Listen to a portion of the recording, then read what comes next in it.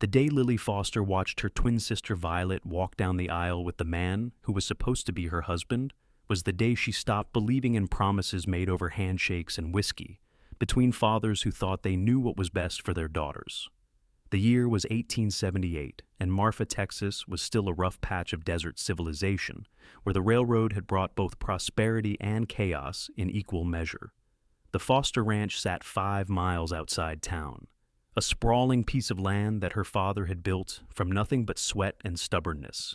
When Richard Hastings had ridden onto their property 3 years ago, with his fancy Eastern education and pockets full of his family's railroad money, her father had seen opportunity. Lily had seen possibility. She was 17 then, still young enough to believe that an arranged marriage might grow into something real. Richard had courted her properly for 6 months, bringing flowers from town, reading poetry on the porch while her mother served lemonade. He kissed her once under the cottonwood tree by the creek, and she had let herself imagine a future. Then Violet came home from finishing school in San Antonio, all polished manners and calculated smiles, and everything Lily thought she knew crumbled like dried clay. It took Violet exactly 2 months to steal him. Not steal, their mother had said, as if the word itself was too ugly for what had happened. Violet had simply made Richard realize he had chosen the wrong twin. They were in love, real love, not the obligatory affection of an arrangement. The wedding happened quickly, before Lily could even process the betrayal. Her father had grumbled about the situation, but ultimately decided that having Richard in the family was what mattered, regardless of which daughter wore his ring. Now, 6 months after that wedding, Lily stood in the general store in Marfa with a list of supplies and a hollow space in her chest that had stopped aching but never quite healed. She was 21 years old and felt ancient. The other young women in town either pitied her or whispered about her behind gloved hands. The unmarried men kept their distance, as if heartbreak might be contagious, or perhaps because being the rejected twin made her damage goods. "That will be $8.40, Mr. Henderson said, tallying up her purchases: flour, sugar, coffee, salt pork, ammunition for her father's rifles, the mundane necessities of ranch life. She counted out the money carefully, aware of the 2 cowboys standing near the back of the store, pretending to examine saddle equipment while stealing glances at her. She had grown used to the stares. She and Violet were identical in every physical way: the same dark honey hair, the same gray-green eyes, the same small scar above their left eyebrows from when they had both fallen from the same tree as children. But people in town had learned to tell them apart now. Violet wore her superiority like perfume, and Lily wore her wounded pride like armor. "Miss Foster," one of the cowboys said, stepping forward as she gathered her packages. He was tall, rangy, with sun-weathered skin and eyes the color of strong coffee. She had seen him around town before, but had never spoken to him. "Let me help you with those." "I can manage," she said, her tone not quite rude, but far from welcoming. "I am sure you can," he said, and something in his voice made her look up at him properly. He was not looking at her with pity or curiosity. He was just looking at her like she was a woman who had her arms full and might appreciate assistance. "But it is hot enough to fry eggs on the boardwalk, and you have got to walk to your wagon." She hesitated, then nodded. "Thank you." He took the heavier packages, leaving her with just the smallest parcels. As they walked out into the brutal afternoon sun, she noticed he moved with the easy confidence of someone comfortable in his own skin. His clothes were worn but clean, his boots scuffed from hard use. "I am Lily Foster," she said, though she assumed he already knew. Everyone in Marfa knew who she was, if only because of the scandal. "Thomas Zimmerman," he replied. "Most folks call me Tom. I have been working at the Carson Ranch since spring." The Carson Ranch was 10 miles west of town, a cattle operation that had been expanding rapidly. She knew they had been hiring on cowboys, as the beef market was booming with the railroad making transport easier. "Thank you for your help, Mr. Zimmerman," she said when they reached her wagon. She had driven it into town herself that morning, as she did most Thursdays when supplies were needed. "Tom," he corrected, setting the packages in the wagon bed with care. Then he did something unexpected. He looked at her directly, his brown eyes steady and serious, and said, "I saw you in here 2 weeks ago. You were buying supplies then, too. And I saw your sister and her husband at the hotel restaurant last week." Lily felt her spine stiffen, preparing for whatever observation or pity was coming next. "I just want you to know," Tom continued, that I would never mistake you for her. You move different. You look at things different. You are not the same person, not even close." For a moment, Lily could not speak. In the 6 months since the wedding, everyone had either tried to pretend nothing had happened or had treated the situation with exaggerated delicacy.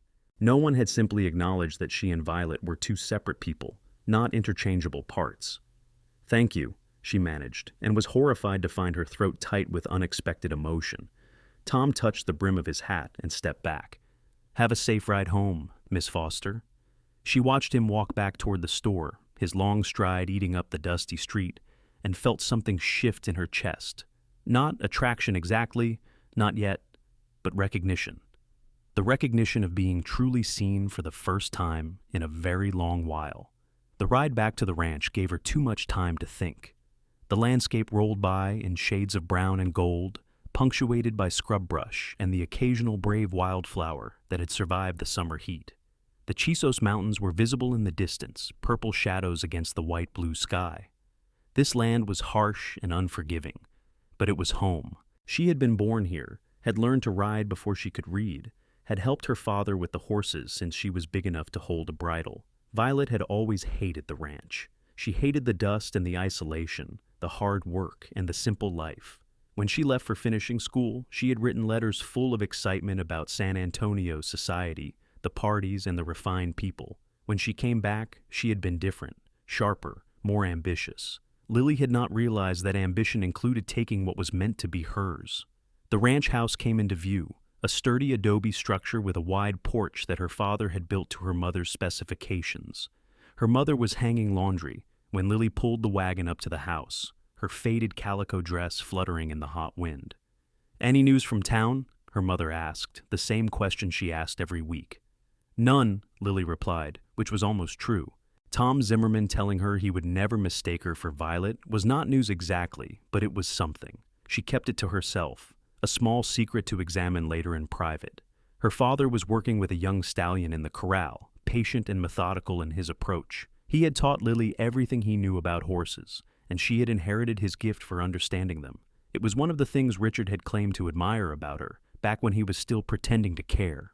That evening, as Lily sat on the porch after supper, watching the sun paint the sky in shades of orange and red, she let herself think about Tom Zimmerman properly. He was probably 24 or 25, weathered by sun and work, but not hardened by it. There had been kindness in his face, and something else. Directness, honesty. He had not tried to flatter her or dance around the obvious. He had simply stated a truth. She was not her sister. It should not have meant as much as it did. The following Thursday, Lily drove into town again with her supply list. She told herself it was the regular schedule, nothing more. The fact that she had taken extra care with her hair and chosen her better dress was practical. It was simply hot enough that her lighter dress made sense. Tom Zimmerman was not in the general store. She felt a dip of disappointment that annoyed her. She had not come to town to see him. She had come for supplies. Still, as she made her purchases and loaded them herself, she found her eyes scanning the street outside. "Looking for someone?" Mr. Henderson asked, his tone neutral, but his eyes knowing. "No," Lily said firmly. "Thank you, Mr. Henderson. Good day." She was halfway to her wagon when she heard hoofbeats and turned to see Tom riding up on a gray mare with intelligent eyes. He dismounted smoothly and touched his hat. "Miss Foster, can I help you with those?" "You seem to make a habit of this," she said, but she was smiling slightly. "I was heading to the feed store and saw you," he said. "Would be poor manners to ride on by." This time, as he helped her load the wagon, they talked. Small things at first: the weather, the way the grasshoppers were bad this year, the news that the Carson Ranch was buying more breeding stock. Then larger things. He told her he was from New Mexico originally, had been working ranches since he was 15. His father had died when he was young, and his mother had remarried a man who did not want another man's son around, even a half-grown boy. So Tom had made his own way. "Do you ever see your mother?" Lily asked. "Once a year or so," Tom said. "We write letters. She is happy with her new family. I am happy on my own. It works out." There was no bitterness in his voice, just acceptance. Lily found herself envying that ability to make peace with disappointment. "What about you?" Tom asked as he secured the last of her packages. Do you like ranch work, or are you just helping your father because you are a good daughter? It was a perceptive question. I love it, she admitted. I always have. Violet hated every minute, but I never wanted to be anywhere else. Horses make sense to me in a way people often do not. Horses are honest, Tom agreed. They tell you exactly what they are feeling if you know how to read them. Yes, Lily said, surprised by how precisely he had articulated something she had always felt but never said. Miss Foster, Tom said, and then paused. He took off his hat and held it in his hands, turning it slowly. I know this might be forward, and you can tell me to mind my own business, but would you be willing to meet me in town next week? Maybe we could have lunch at the hotel. Lily's heart did something complicated in her chest. You are asking to court me? I am asking to have lunch with you, Tom said carefully. Courting would require more than one meal, but I would like to get to know you better, if you are amenable. She should say no. She should protect herself from another potential heartbreak. But standing in the hot sun with this honest cowboy looking at her hopefully, Lily found she did not want to say no. Thursday, she said. I come to town every Thursday for supplies. I could meet you at the hotel at noon. Tom's smile transformed his face from merely pleasant to genuinely handsome. Thursday at noon. I will be there. That week passed slowly. Lily tried not to think about Thursday, but found her mind drifting to Tom at odd moments. The way he had looked at her like she was worth seeing. The way he had not mentioned Violet or the wedding, or the fact that she had been left behind. He had treated her like a woman he wanted to know, not a woman to be pitied. On Wednesday, Violet and Richard came to visit. Lily heard the buggy arrive and felt her stomach clench. They came once a month, a duty visit that satisfied appearances. Richard had built Violet a house in town, a pretty Victorian confection that suited her perfectly. They played at being the golden couple, and perhaps they were. Perhaps Violet had won exactly what she wanted. Lily, Violet called as she swept onto the porch, her dress a fashionable blue that complemented her eyes. You are looking well. It was a lie, and they both knew it. Lily was looking exactly as she always did, practical and unadorned in a simple cotton dress, her hair in a braid down her back, her hands marked with work. Violet, Richard. Lily nodded to her former fiancé, who had the grace to look uncomfortable. We brought some things from town, Richard said, gesturing to the packages in the buggy. Your mother mentioned needing fabric. It was a peace offering, Lily supposed, or perhaps just guilt. She did not particularly care which. They sat on the porch drinking lemonade while Violet chattered about the social events in town, the new hotel being built, the plans for a proper church. Richard interjected occasionally, his Eastern accent still noticeable despite 3 years in Texas. Lily mostly listened, offering minimal responses. You should come to town more, Violet said at one point. There are some perfectly nice men who might be interested. You cannot hide out here forever. I am not hiding, Lily said evenly. I am living my life. But do you not want to get married, have a family? Violet pressed, and Lily saw her mother shoot her sister a warning look from the doorway. If it happens, Lily said. I am not going to force it. She thought about Tom as she said it. Thought about Thursday's lunch, but she did not mention it. Whatever was or was not developing between her and Tom, Zimmerman was private, precious, and entirely separate from her sister's world. After Violet and Richard left, her mother came to sit beside her on the porch. You are stronger than you know, her mother said quietly. I do not feel strong, Lily admitted. I feel like I am just existing. That is what strength is sometimes, her mother replied. Existing when it would be easier to fall apart. But Lily, you deserve more than just existing. When you find something that makes you feel alive again, do not be afraid to reach for it. Lily wondered if her mother somehow knew about Tom, but decided it did not matter. The advice was sound regardless. Thursday arrived with a sky so blue it hurt to look at. Lily dressed carefully in her best dress, a soft green that brought out the color in her eyes. She braided her hair and coiled it at the nape of her neck, then studied herself in the mirror. She looked nervous, hopeful, alive. The drive to town felt longer than usual. She arrived early, so she took her time with her shopping, making sure everything was purchased and loaded before noon. At 5 minutes before the hour, she walked to the hotel, her heart beating faster with each step. Tom was already there, standing outside the entrance. He had cleaned up, his hair still damp, his shirt obviously freshly laundered. When he saw her, his face broke into that smile that made him handsome. "Miss Foster," he said, offering his arm, "thank you for coming." The hotel dining room was modest but respectable, with checkered tablecloths and actual glass windows. It was the nicest place to eat in Marfa, which admittedly was not saying much. Tom led her to a table by the window and held her chair, his manners easy and natural. Over roast chicken and potatoes, they talked, really talked. Tom told her about growing up in New Mexico, about learning to work cattle, about the year he spent in Arizona, and decided it was too hot even for him. Lily told him about growing up on the ranch, about her father teaching her to train horses, about the time she broke her arm falling off a particularly stubborn mare and had refused to cry, even though it hurt terribly. "How old were you?" Tom asked. 12. Violet cried for me. She always cried easier than I did. It was the first time either of them had directly mentioned Violet. Tom set down his fork and looked at her seriously. "Can I ask you something?" "Yes," Lily said, bracing herself. "Do you still have feelings for him? For Richard?" Lily considered the question honestly. "No," she said finally. "I do not think I ever truly loved him. I loved the idea of what we were supposed to be. And I was hurt by the betrayal, by Violet taking him. But Richard himself? I do not miss him. If anything, I am grateful I learned who he was before I married him instead of after." Tom nodded slowly. "That is good. I needed to know if I was competing with a ghost." "You are not," Lily said. Then, emboldened by his honesty, she asked, "What about you? Is there someone in your past?" "There was a girl in New Mexico," Tom admitted, "but she married a rancher with more land and better prospects.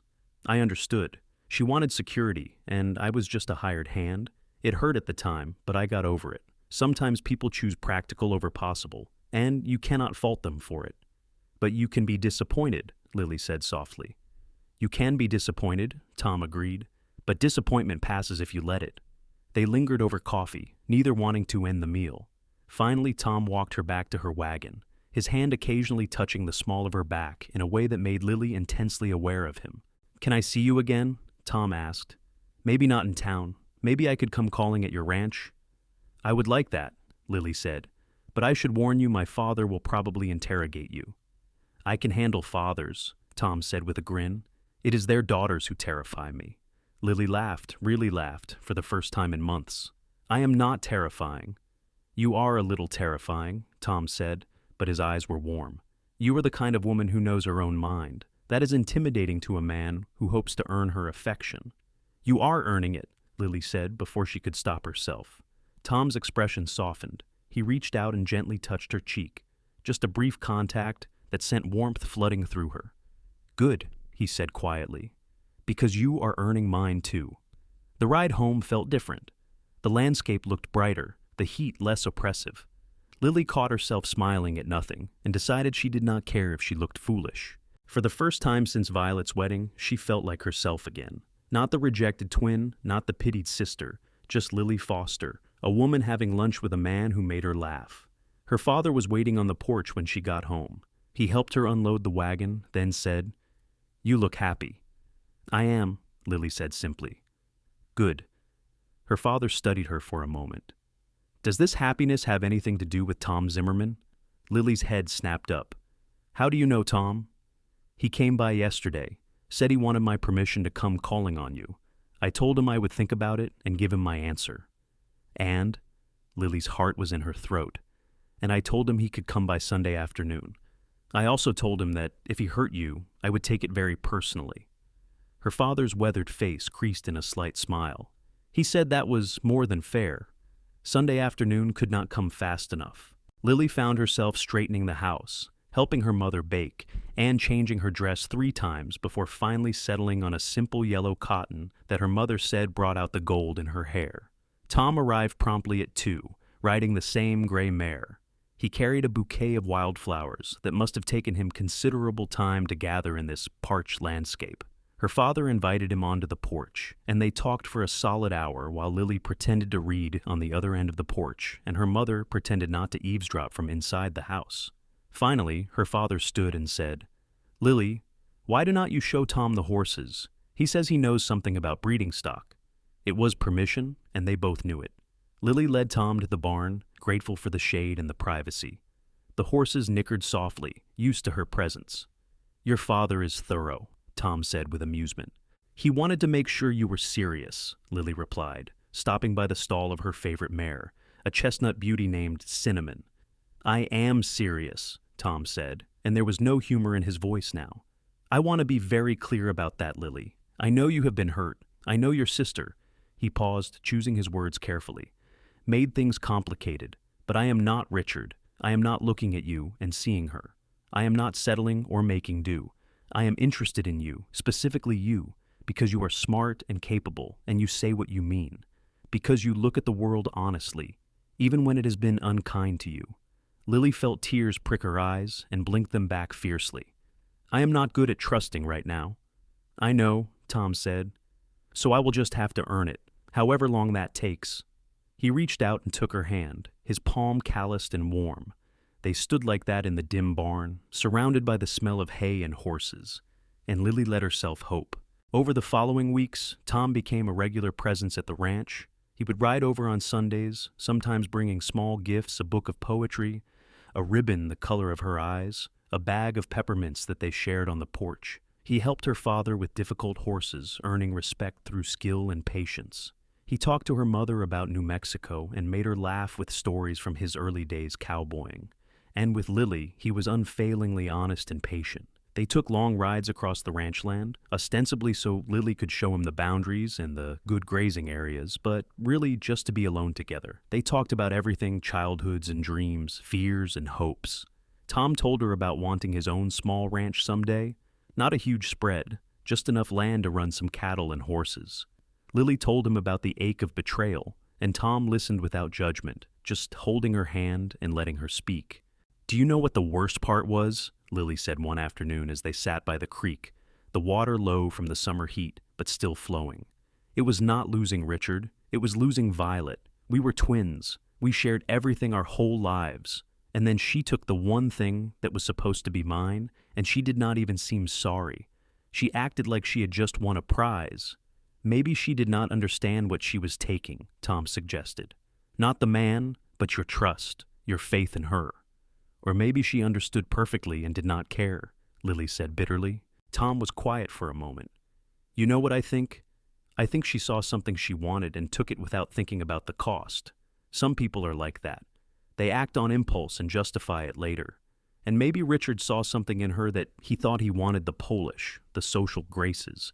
But I would wager my best saddle that he is not truly happy, because the kind of love that is built on betrayal is not solid ground." "I do not care if he is happy," Lily said, and realized it was true. "I do not think about him at all anymore." "Good," Tom said, and leaned in to kiss her. It was their first real kiss, and it was everything Lily had hoped for. Tom kissed like he did everything else, with attention and intention, his hand gentle on her cheek, his lips warm and sure against hers. When they pulled apart, Lily was breathless. "I am falling in love with you," Tom said quietly. "I wanted you to know." "I am falling in love with you too," Lily whispered back. It was not like what she had felt for Richard, that tepid affection born of expectation and proximity. This was deeper, truer. This was the kind of love that grew from genuine knowing, from seeing someone fully and choosing them anyway, choosing them especially. In September, Tom asked her to marry him. They were on the porch at sunset, the sky painted in impossible colors, and he got down on one knee with a simple gold band that had belonged to his grandmother. "I do not have much," Tom said. "I have some money saved, and I have a job that pays decently. I am planning to buy some land west of here, start my own small ranch. It will be hard work, and there will be lean times, but I will work myself to the bone to make you happy, Lily Foster. I will never lie to you, never betray you, never make you doubt my word, and I will love you every day of my life if you will let me." "Yes," Lily said, pulling him up to kiss him. "Yes, absolutely yes." Her parents were delighted. Her father shook Tom's hand and welcomed him to the family. Her mother cried happy tears and immediately began planning a small ceremony. The only shadow on Lily's joy was knowing she would have to tell Violet. She decided to do it herself, riding into town the next day and going to the pretty Victorian house that Richard had built. Violet answered the door in an elaborate day dress, her hair perfectly styled. "Lily, this is a surprise. Come in." Lily stayed on the porch. "I am getting married. I wanted you to hear it from me." Violet's expression flickered surprise, something that might have been jealousy, then a bright artificial smile. "How wonderful! Who is the lucky man?" "Tom Zimmerman. He works at the Carson Ranch." "A cowboy," Violet said, and there was condescension in her tone. "Well, I suppose that suits you. Will you have the wedding at the ranch?" "Yes, it will be small, just family and close friends." "You will invite us, will not you? Richard and me?" Lily looked at her twin sister, this woman who shared her face but not her heart, and felt a wash of complex emotions. Anger, yes, hurt, but also something like pity. Violet had what she wanted: the wealthy husband, the fine house, the social position. But she did not look happy. She looked polished and perfect and deeply, profoundly lonely. "You can come," Lily said finally. "But Violet, I need you to understand something. I forgive you for taking Richard. I forgive you because holding on to anger was poisoning me.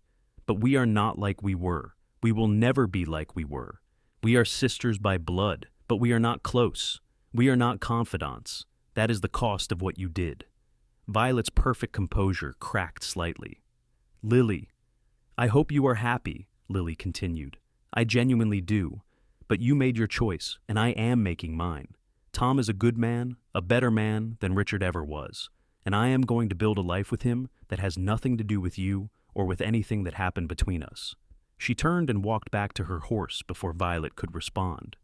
It felt like closing a door, and it was both sad and necessary. The wedding took place in October, when the brutal heat had finally broken and the air carried a hint of coolness in the mornings. They were married on the ranch under the cottonwood tree by the creek, with the pastor from town officiating. Lily wore her mother's wedding dress, altered to fit, and carried wildflowers that Tom had gathered himself. Tom wore a new suit that was clearly uncomfortable, but he bore it without complaint, his eyes never leaving her face. Violet and Richard came, sitting in the back, and Lily barely noticed them. All her attention was on Tom, on the vows they spoke, on the promise they were making to each other. When the pastor pronounced them married and Tom kissed her, Lily felt like her life was finally, truly beginning. They spent their wedding night at the hotel in Marfa, the same place where they had shared their first meal together. Tom was gentle and patient, and Lily discovered that love and desire could be the same thing when you were with the right person. They lay awake afterward, wrapped in each other, talking in whispers and planning their future. "I found a piece of land," Tom told her. 300 acres, 15 miles west of your parents. It has water and good grazing. The Carson Ranch is selling it because they are consolidating their holdings. I have enough saved for a down payment if we are careful." "We should look at it together," Lily said. "Make sure it is right for both of us." "Everything is for both of us now," Tom said, kissing her forehead. "That is what marriage means." They moved into a small cabin on Tom's new land in November. It was rough living. At first the cabin was little more than 2 rooms and needed extensive repairs. But they worked together, Tom fixing the roof and walls while Lily plastered and painted. They bought a dozen cattle and 4 good horses to start their breeding program. Lily's father gave them a milk cow, and her mother contributed chickens and a rooster. The work was hard, harder than Lily had imagined. They woke before dawn and often worked until after dark. There were days when money was so tight that they ate beans and cornbread for every meal. There were nights when Lily fell into bed so exhausted she could barely move. But she was happy. Deeply, genuinely happy in a way she had never been before. Tom was everything he had promised to be. He never lied, never kept secrets, never made her question his devotion. When they disagreed, which they sometimes did, they talked it through. When times were hard, they faced it together. And when they had small victories, a successful sale, a foal born healthy, a roof that no longer leaked, they celebrated together. In the spring, Lily realized she was pregnant. She told Tom one evening over supper, and he sat very still for a moment before getting up and pulling her into his arms. "Are you happy?" she asked, suddenly uncertain. "I am terrified and thrilled in equal measure," Tom admitted. "But yes, I am happy. Are you?" "Yes," Lily said, and found that she meant it completely. Their son was born in December of 1879, a healthy baby boy with Tom's dark hair and Lily's eyes. They named him James after Tom's father. The birth was difficult, but Lily was strong, and her mother came to stay for 2 weeks to help. Tom was a devoted father from the first moment, holding James with a mixture of awe and terror that made Lily smile. Violet and Richard came to visit once when James was a month old. Violet held the baby awkwardly, as if she was not quite sure what to do with him. Richard mostly looked uncomfortable. They stayed less than an hour, and when they left, Tom asked, "Do you regret not having that life? The big house in town, the social standing?" "Not even for a second," Lily said, and she meant it. "I have everything I want right here." The years passed, marked by hard work and small joys. Their ranch grew slowly but steadily. They bought more cattle, bred their horses successfully, and built a reputation for quality stock. Tom's patience and skill with animals, combined with Lily's eye for good breeding, made them a formidable team. They added on to the cabin, making it larger and more comfortable. They planted a garden and fruit trees. They made a home. In 1881, their daughter was born, a tiny girl they named Emma, who had Lily's hair and Tom's smile. In 1883, they had another son, Henry, who was big and sturdy from birth. The children thrived in the wild open spaces, learning to ride almost as soon as they could walk, helping with chores as they grew older. Lily saw Violet occasionally in town, and the encounters were always polite but distant. Violet had one child, a daughter, but the birth had been complicated and there would be no more. She seemed perpetually dissatisfied, always talking about moving to a bigger city, always finding fault with Marfa and its limitations. Richard had grown stout and pompous, his Eastern refinement curdling into self-importance. "Do you ever wonder what your life would have been like if you had married him?" Tom asked once after they had run into Violet and Richard at the general store. "No," Lily said honestly. "I used to, right after it happened. But not anymore. If I had married Richard, I would never have found you. I would never have had this life. And this life, our life, is exactly what I want. Even with the hard work and the tight money and the occasional crisis," Tom teased gently. "Especially with those things," Lily said, "because we face them together. Because nothing we have was just given to us. We built it." In 1885, Tom finally saved enough to buy the additional 200 acres adjacent to their property that had come up for sale. They now had 500 acres, a decent herd, and a small but comfortable house. They hired a young cowboy to help with the work, and Lily found she enjoyed teaching him the way her father had taught her. One evening that summer, they sat on their porch watching the sunset while the children played in the yard. James was 5, Emma was 4, and Henry was 2. Tom reached over and took Lily's hand. "Do you remember what I said to you that first day at the general store?" "You said you would never mistake me for her," Lily replied. "I meant it then, and I mean it now," Tom said. "You are the most remarkable woman I have ever known. You are strong and smart and endlessly capable. You made me believe in love when I thought I was done with it. You gave me a family and a home and a purpose. You are my whole world, Lily Zimmerman." "You are my whole world too," Lily said, leaning her head on his shoulder. "You saw me when everyone else just saw the rejected twin. You chose me when I thought I was unchosen. You gave me a life that is better than any promise I was ever made." They sat together in comfortable silence, watching the sun paint the sky in brilliant colors. In the distance, the Chisos Mountains stood purple and eternal. Their children's laughter rang out clear and joyful. The land stretched around them, harsh and beautiful, exactly like the life they had built together. That night, after the children were asleep, Tom pulled Lily close in their bed. "I love you," he said, as he did every night. "I love you too," she replied, as she always did. And she knew, with absolute certainty, that she had found exactly what she was meant to find. Not the promise made by fathers over handshakes, not the arrangement designed for convenience, but real love, hard-won and freely given. The kind of love that saw you clearly and chose you anyway. The kind of love that said, "I would never mistake you for anyone else," and meant it with every breath. The kind of love worth waiting for. Years continued to unfold across their ranch in a rhythm of seasons and growth. By 1888, the Zimmerman spread had become one of the most respected in the region. Their horses were sought after for their temperament and strength, and their cattle brought good prices at market. Tom had proved himself not just a skilled cowboy, but a savvy businessman, knowing when to hold stock and when to sell, when to invest, and when to save. Lily had become known in her own right as well. She had a gift for training horses that bordered on magical, and ranchers from as far as El Paso would bring their difficult animals to her. She worked with them patiently, understanding that most bad behavior came from fear or confusion, not malice. Tom would watch her sometimes, leaning against the corral fence, marveling at how she could gentle a wild-eyed stallion with nothing but time and soft words. Their children were growing into themselves. James, now 9, was serious and thoughtful, with his father's steady temperament. He loved working with the cattle and had already started talking about expanding the herd when he was old enough. Emma, 7, was fearless and curious, always climbing too high and exploring too far, giving her parents regular scares. Henry, 5, was the tender one, more interested in the garden and the chickens than the horses and cattle, but no less valued for his different interests. In April of that year, Lily's father fell from a horse and broke his hip. It was a serious injury for a man of 65, and though he survived, he never fully recovered. By summer, it was clear that he could not run the ranch alone. Lily's mother approached Tom and Lily with a proposal. "Your father wants you to take over the ranch," her mother said, sitting at their kitchen table with her hands wrapped around a cup of coffee. "He built it for you girls, always meant for it to stay in the family. But Violet has made it clear she has no interest. She and Richard are planning to move to San Antonio next year. Bigger opportunities, she says." Tom and Lily exchanged glances.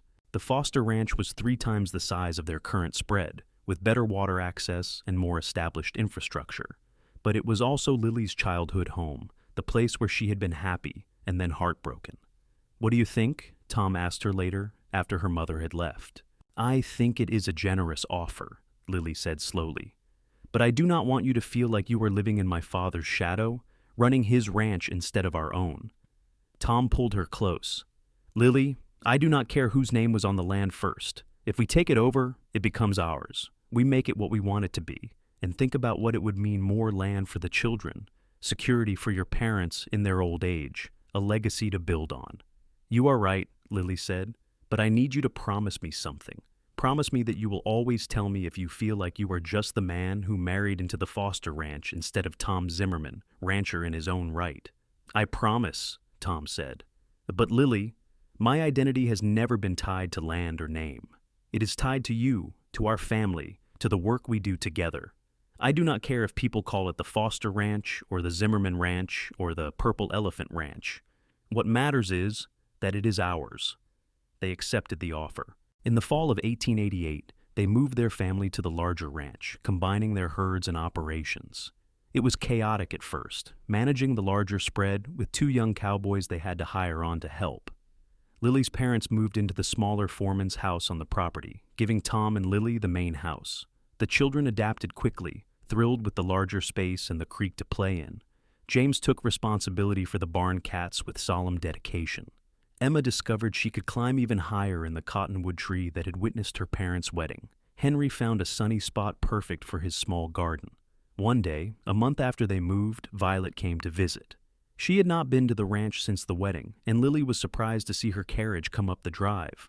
"I heard you took over the ranch," Violet said, standing stiffly in the parlor. She looked older than her 29 years, her face tight with something Lily could not quite name.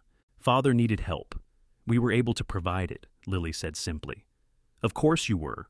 Violet's voice carried an edge. Perfect Lily, with her perfect cowboy husband and her perfect children and her perfect life. "My life is not perfect," Lily said, keeping her voice even. "It is hard and uncertain and sometimes frightening, but it is mine, and I chose it." "I did not choose badly," Violet said defensively. "Richard is successful. We are moving to San Antonio, to society and culture. I will have everything I ever wanted." "I hope that is true," Lily said, and found that she meant it. The anger had long since burned away, leaving only a distant sort of pity. "I hope you find what you are looking for, Violet. I genuinely do." Violet looked at her for a long moment, and suddenly her perfect facade cracked. "Do you know what the worst part is? He still talks about you. Richard. Not often, and not directly. But sometimes he looks at me with this expression, like he is wondering what if. Like maybe he made a mistake, and I know he did not make a mistake because I am better than you. I am prettier and more refined and more interesting. but he looks at me like he's trying to convince himself of that. Lily felt a surge of pity so strong it nearly choked her. Violet, you did not win anything when you took Richard. You just ended up with a man who was never going to be fully satisfied with anyone because he does not know what he wants. You could be the most beautiful, accomplished woman in the world, and it would not matter because Richard is the kind of man who always thinks the grass is greener somewhere else. And Tom is not like that?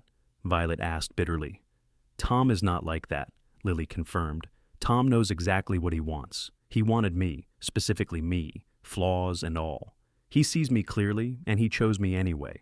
That is the difference between a man worth having and a man who is not. Violet left shortly after, and Lily never saw her again. She heard years later that Violet and Richard had indeed moved to San Antonio, that Richard's business had failed spectacularly, that they had divorced in a scandal that rocked their social circle. She heard that Violet had eventually remarried, a widower with money, and moved to Houston. She hoped her sister had found some measure of happiness, but she did not reach out. Some doors, once closed, were meant to stay that way. In 1890, Lily's father passed away peacefully in his sleep. He was buried on the ranch he had built, under the vast Texas sky he had loved. At the funeral, Tom held Lily while she cried, and later that night he said, "He was proud of you. He told me once that you were the daughter who truly understood what he built here. Not just the land and the cattle, but the life, the freedom of it." "I do understand it," Lily whispered, "and I will make sure the children understand it too."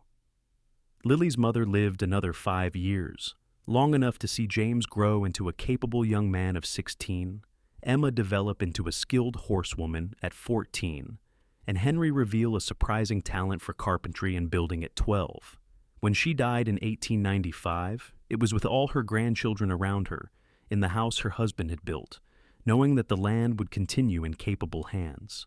The late 1890s brought challenges. A drought in 1896 tested them severely, forcing them to sell off part of the herd and tighten their belts to near breaking. Tom took on additional work helping neighboring ranches to bring in extra money. Lily sold some of her best horses, each sale a small heartbreak, to keep them afloat. The children learned early that prosperity was never guaranteed, that the land could be as cruel as it was beautiful. But they survived, and when the rains finally came in the spring of 1897, they rebuilt. Tom was 41 now, his dark hair threaded with silver, his face weathered by sun and wind and years of hard work. Lily was 38, her hands calloused and strong, her gray-green eyes as clear and direct as ever. They had been married 18 years, and Tom still looked at her like she was the most fascinating woman in the world. One evening that summer, after a long day of work, they sat on their porch watching the sunset as they had done countless times before. The children were grown enough now to handle the evening chores themselves, giving Tom and Lily rare moments of peace. "Do you ever think about that first day we met?" Lily asked. "In the general store in town?" "I think about it all the time," Tom admitted. "I saw you standing there, so carefully counting out money, so obviously carrying some heavy weight. And I thought, that is a woman who has been hurt but is not broken. That is a woman worth knowing." "I thought you were just being kind," Lily said. "I had no idea you were going to change my entire life." "You changed mine too," Tom said. "I was just drifting before you, working, saving money, no real purpose beyond the next day's work. You gave me something to build toward, a reason to put down roots." "We built something good, did not we?" Lily said, looking out at the land that stretched before them, the land that they had worked and nurtured and expanded. "We built something extraordinary," Tom corrected. "Not because it is big or profitable, though it is both, but because we built it together, on honesty and respect and love.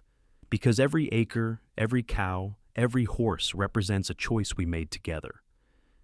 In 1899, James married a practical young woman named Sarah from a neighboring ranch.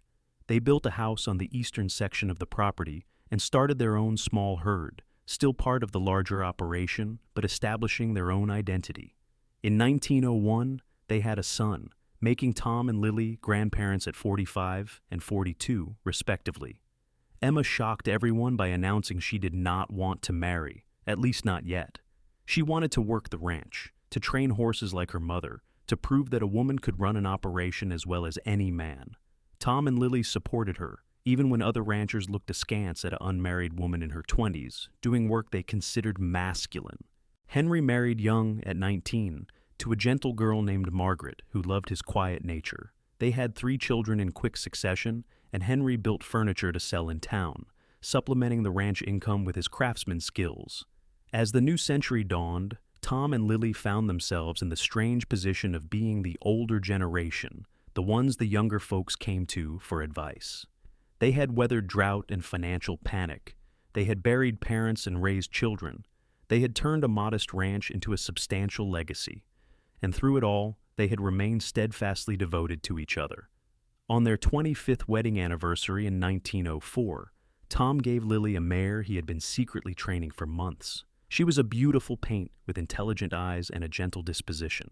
"She is perfect," Lily breathed, running her hands over the mare's neck.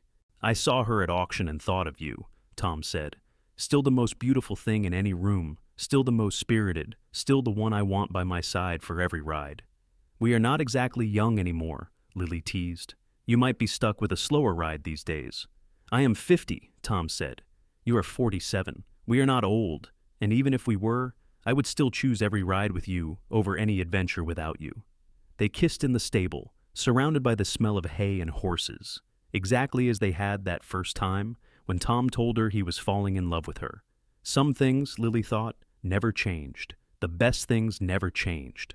In 1907, tragedy struck when Emma was thrown from a young stallion she was training. She broke her back, and the doctor said she would never walk again. For months, the family rallied around her, taking turns sitting with her, encouraging her, refusing to let her give up. Lily spent hours every day working with Emma, helping her exercise her arms, teaching her to navigate the world from a wheelchair that Tom built specifically for her. "I am never going to be whole again," Emma said one dark day, tears streaming down her face. "You are whole," Lily said fiercely. "You are not your legs, Emma. You are your courage and your skill and your heart. Those things are not broken." Slowly, painfully, Emma adapted. She could not train horses the way she once had, but she could work with them from the ground, could assess bloodlines and make breeding decisions. She could keep the books and manage the business side of the operation. She could do more from her wheelchair than most people could do with full mobility, because she was a Zimmerman, and Zimmermans did not give up. In 1909, a young veterinarian came through Marfa, a quiet man named Daniel, who had studied in the East but wanted to work in the West. He met Emma when Tom called him out to look at a sick cow, and he treated her like a competent professional, asking her opinion and respecting her knowledge. 6 months later, he asked permission to court her. "I will not have people pitying my daughter or treating her like a charity case," Tom warned him. "I do not pity her," Daniel said simply. "I admire her. She knows more about horses than anyone I have ever met. She runs this operation with more skill than most men twice her age, and she is beautiful and funny, and the most interesting person I have talked to since I came to Texas. If she will have me, I would be honored to be her husband." Emma married Daniel in 1910, and they built a life that worked for both of them. He set up a veterinary practice in town, and she managed the ranch operations from home, the two of them balancing each other perfectly. As Tom and Lily moved into their 60s, they gradually stepped back from the day-to-day operations, letting James take over more of the management while Emma handled the business and breeding decisions. But they were still vital parts of the ranch, their knowledge and experience sought after regularly. They took up new habits: morning walks around the property, afternoons spent reading on the porch, evenings playing with their growing collection of grandchildren. They had 8 grandchildren by 1915, with more likely to come. The ranch had grown to over 2,000 acres, a small empire built on hard work and smart decisions, and a partnership between two people who had chosen each other freely and loved each other completely. One evening in the summer of 1916, Tom and Lily sat on their porch as the sun set in spectacular fashion, painting the sky in shades of orange and pink and purple. They were 62 and 59, their hair more silver than not, their faces lined with years and weather and laughter. "Do you remember what you said to me that first day?" Tom asked, "when I told you I would never mistake you for Violet?" "I said thank you," Lily recalled. "You looked at me like I had given you something precious," Tom said, "and I realized that simple recognition, being seen as yourself and not just half of a set, was something you desperately needed." "I did need it," Lily agreed. I needed someone to see me, really see me. Not the rejected twin, not the one who was left behind, just Lily. I have spent 38 years seeing you, Tom said, and I have loved every moment of it. You are still the most remarkable woman I have ever known. You are still the one I choose, every single day. I choose you too, Lily said, taking his hand. Every day, every moment. You gave me a life I did not dare dream of. You gave me respect and partnership and love that never wavers. You saw me when I felt invisible, and you have kept seeing me ever since. They sat in comfortable silence, watching the light fade from the sky. Their children and grandchildren were scattered across the ranch, living their own lives but still connected to this land, this legacy. The horses they had bred grazed in the pastures, the cattle they had raised dotted the rangeland. The house they had built together stood solid and welcoming.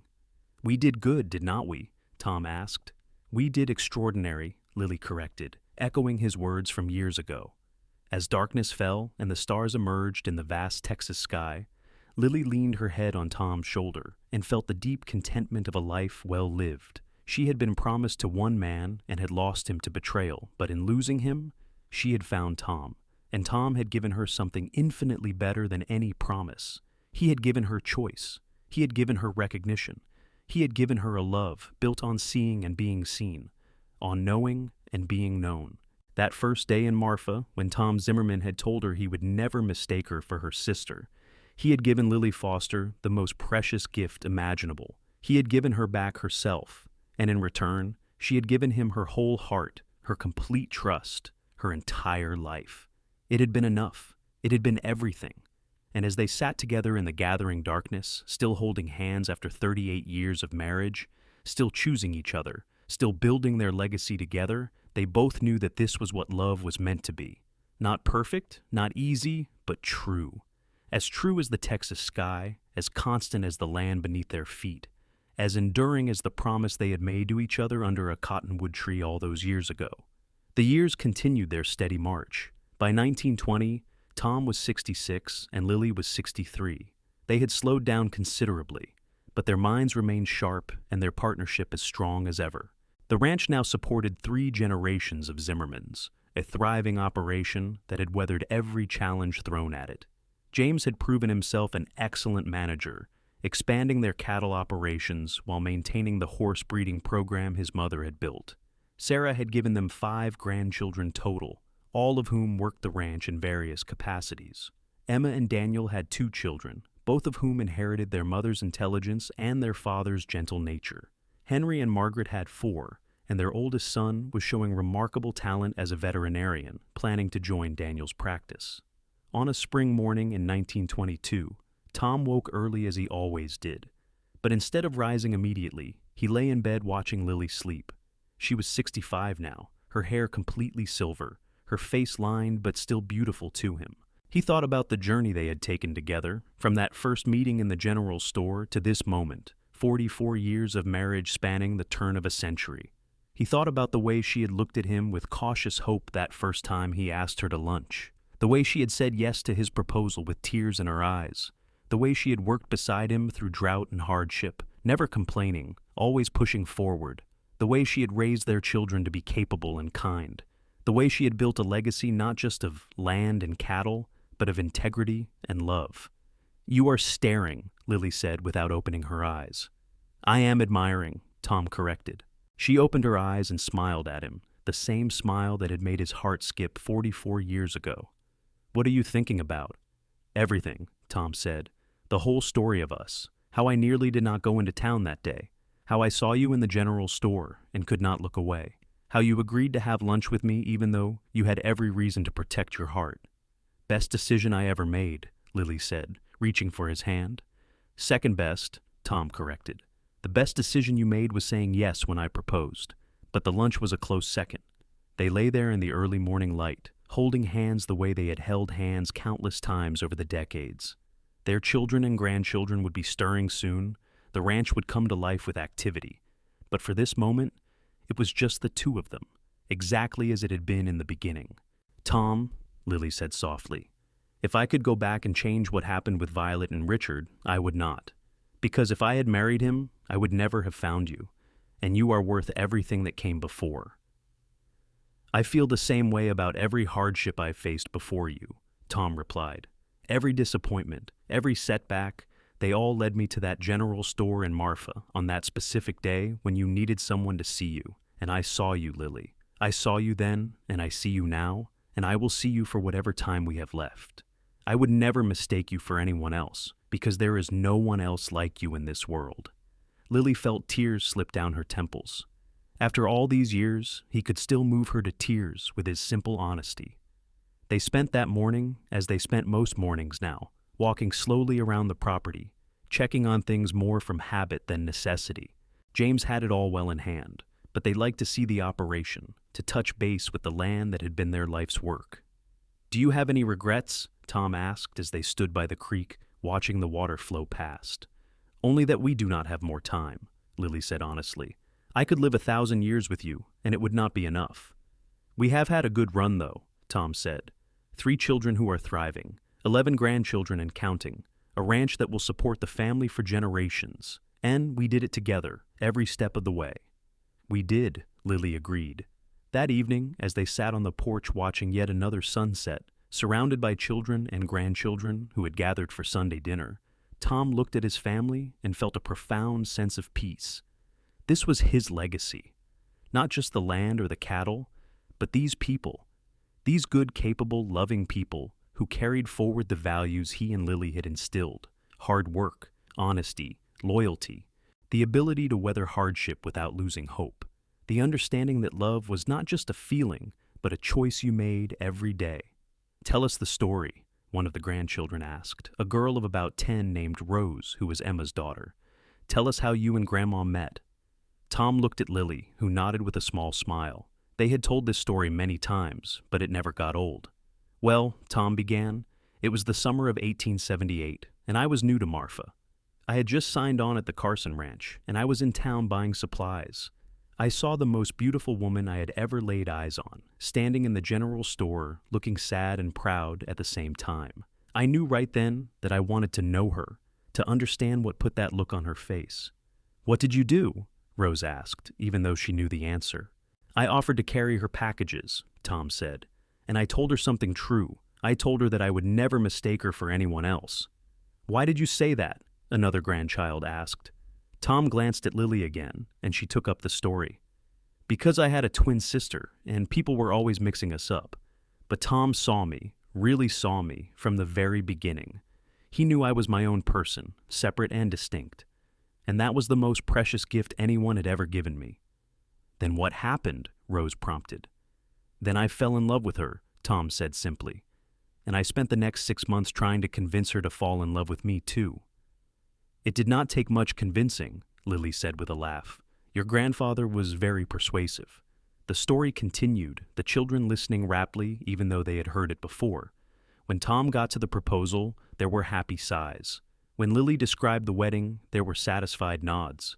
And when they talked about building the ranch together, facing hardships and celebrating victories, there was pride in every young face. This was the real legacy, Tom thought. Not just teaching them how to run cattle or breed horses, but teaching them what love looked like when it was real, what partnership meant when 2 people were truly committed, what family could be when it was built on foundation of respect and devotion. As the stars emerged and the family gradually dispersed to their own homes across the ranch, Tom and Lily remained on the porch, as they always did. "Thank you," Tom said quietly. "For what?" "For taking a chance on a cowboy with more hope than prospects. For building this life with me. For never giving up when times were hard. For being exactly who you are, every single day. For letting me love you." "Thank you," Lily countered, "for seeing me when I felt invisible. For choosing me freely when I thought I was unchosen. For making me laugh when I wanted to cry. For being my partner in everything. For loving me not in spite of who I am, but because of it." They kissed, a gentle press of lips that held 44 years of love and devotion, and then sat together in the darkness, holding hands and watching the stars. Tom Zimmerman and Lily Foster Zimmerman lived out their days on the ranch they had built together. Tom passed peacefully in his sleep in 1925 at the age of 71, with Lily holding his hand. She followed him 3 years later at 69, surrounded by the children and grandchildren who carried their legacy forward. The Zimmerman Ranch continued to thrive, passing through generations, each one adding their own chapter to the story while honoring the foundation that Tom and Lily had laid. And every generation told the story of how it began, in a general store in Marfa, Texas. When a cowboy saw a woman standing alone and told her something true, "I would never mistake you for anyone else." It was a story of betrayal transformed into blessing, of heartbreak leading to true love, of two people who chose each other freely and built something extraordinary together. It was a story of the American West, of hard work and harsh conditions, and the kind of partnership that made survival not just possible, but joyful. But most of all, it was a love story. The kind of love story that happened when someone really saw you, chose you, and never stopped choosing you for the rest of their days. The kind of love story worth telling, worth remembering, worth passing down through generations as an example of what love could be when it was true. And in Marfa, Texas, on a ranch that sprawled across thousands of acres of harsh and beautiful land, that love story lived on, a testament to the power of being truly seen and the miracle of finding someone who would never, ever mistake you for anyone else.